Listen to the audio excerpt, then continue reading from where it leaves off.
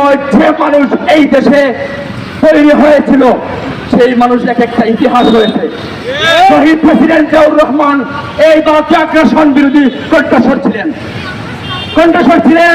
Governor Bhashani কণ্ঠস্বর ছিলেন, এই আগ্রাসন বিরোধী কণ্ঠস্বর ছিলেন আবরার, শরীফ উসমান হাদি, এমনকি আমাদের সিলেটের ইলিয়াসারি, প্রত্যেকে কোন হত্যাযজ্ঞের সাথে এই ভারতীয় রেলওয়ে পুলিশ সহ নানা ধরনের ফোর্স বাহিনী দিয়ে আমাদের ভাইদেরকে হত্যা করা হয়েছে।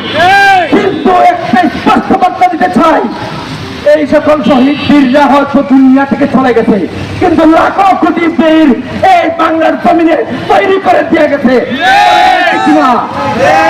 ভাইরা, আজ আমি, আপনি, আমরা সবাই হাজিয়েছি আমাদের ভিতরে থাকার যে লুকিয়ে থাকার যে স্বপ্ন, প্রত্যেকটা স্বপ্ন আগামী দিন হাজির হয়ে কথা বলবে।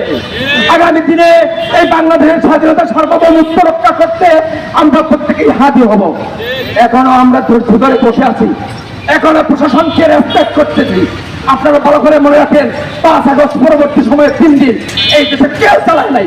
এই দেশের সকল ধরনের রাষ্ট্রীয় যতগুলো প্রশাসনিক বলেন, রাষ্ট্রীয় যত ধরনের এই চাষরা দিয়েছিল, পাহারা দিয়েছিল। ভারতীয়রা যখন এই হাসিনার কথায় ভুলে ভারতীয়রা যখন পানি দিয়ে এই দেশটা তুলাইতে চাইছিল, এই চাষরা ব্যাংকার হয়ে বন্যা দুর্গত এলাকায় রেস্কিউ কাজ করেছিল।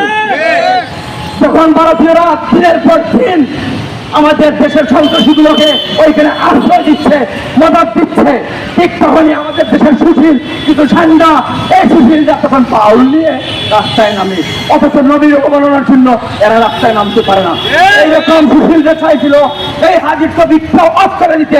প্রথম আলো আর ডেইলি স্টার, দিল্লি স্টার এবং প্রথম আলোর মতো এইরকম একটা মানে কি বলবো কুচুকি মহলার মতো একটা পত্রিকা ওটাকে টপিকে ইস্যু করছে। একটা মানুষ হত্যা বড় না একটা বিল্ডিং এর ইট বলা, আপনারা বলেন।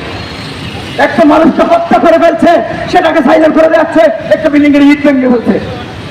আপনাদেরকে বলি শুনেন, 5 আগস্টে যখন দেশের ভয়াবহ অবস্থা ছিল, তখন অনেক মানুষই অনেক কিছু আবেগে করে চলছে। এটা 17 বছরের নির্যাতনের ফ্যাসিজমের যে মানুষের সহিংসতা হয়েছিল, সেখান থেকে এই মানুষগুলো ক্ষুব্ধ হয়ে তখন 5 আগস্ট কিছু শৃঙ্খলাতে করছিল। কিন্তু দেখেন একটা জিনিস, 6 আগস্টে বাংলাদেশে 7 আগস্টের পরবর্তী সময়ে কোন জায়গায় কাকে আক্রমণ করছে, কোন আওয়ামী লীগকে মারছে। এই হাজিবের কণ্ঠে বলতে চাই, সব আওয়ামী লীগ দেওয়া মানুষ হিসেবে আমরা দেখেছি, কিন্তু এরা যে পশু তার প্রমাণ আবারও ছিল। প্রত্যেকটা নির্বাচনের আগেই এরা নানা ধরনের নাশকতা করে, প্রত্যেকটা নির্বাচনের আগেই খুন গুম হত্যা এগুলো চালায়। এগুলো চালিয়ে আমাদের দেশের স্বাধীনতা সার্বভৌমত্ব, আমাদের দেশের যে রাষ্ট্রনীতি যেগুলো আছে এগুলো কেউ সরাই দিতে পারে না। প্রিয় ভাইয়েরা উপস্থিত আছেন, সাংবাদিক মহল উপস্থিত আছেন, বিভিন্ন রাজনৈতিক এবং সামাজিক সংগঠনের চূড়াই যোদ্ধা সহ যারা আছেন এবং প্রশাসনের বাইরে যারা আছেন, আল্লাহ আপনাদেরকে বলে দিতে চাই, আপনাদের ভাইগুলো আছে এই যে এর সাথে জড়িত, আপনিও আছেন। আমরা এমনও ভিডিও দেখছি, হাজির জানাজার সময় কিছু প্রশাসন চুপ দিয়ে অটোমেটিক্যালি পানি পড়তে, হয়তো চুপের চোরটা দেখা যাচ্ছে না, কিন্তু অন্তর পেটে যাচ্ছে।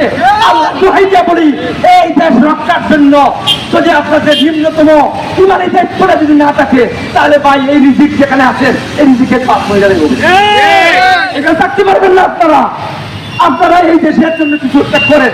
আপনারা সবাই মিলে এই দেশকে অন্তত পক্ষে সুন্দর একটা দেশ চাই। আমরা কোনো রাজনীতি দলের সাথে সম্পৃক্ত না, ছিলামের সময় এগুলো বাদ দিয়ে দিচ্ছি, কারণ রাজনীতি আর ভালো লাগে না ভাই। আমরা চাই শান্তি, সত্যি কথা শান্তি চাই। পদ পদবি এগুলো আর দরকার নাই। অন্তত দেশের মানুষ ঠিকমতো পাঠ খেয়ে রাতে ঠিক মতো ঘুমাইতে পারে, ঠিক মতো চলতে পারে, সেই একটা সুন্দর বাংলাদেশ আমরা দেখতে চাই।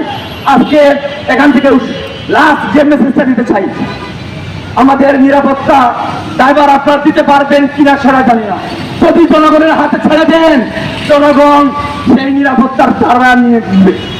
এই পুলিশের কোথায় আছে, কে কি করতেছে আমাদের কাছে গল্প করছে। আপনাদের এই বাপ্পানের সিনেমা দল, এই গোয়েন্দা সংস্থা, এগুলো কি আর নাই। এগুলো শুধু সিনেমা তৈরি হয়, এগুলো সিনেমা দেখাইছে আমাদেরকে, অনেক সিনেমার কাহিনী আমরা দেখছি।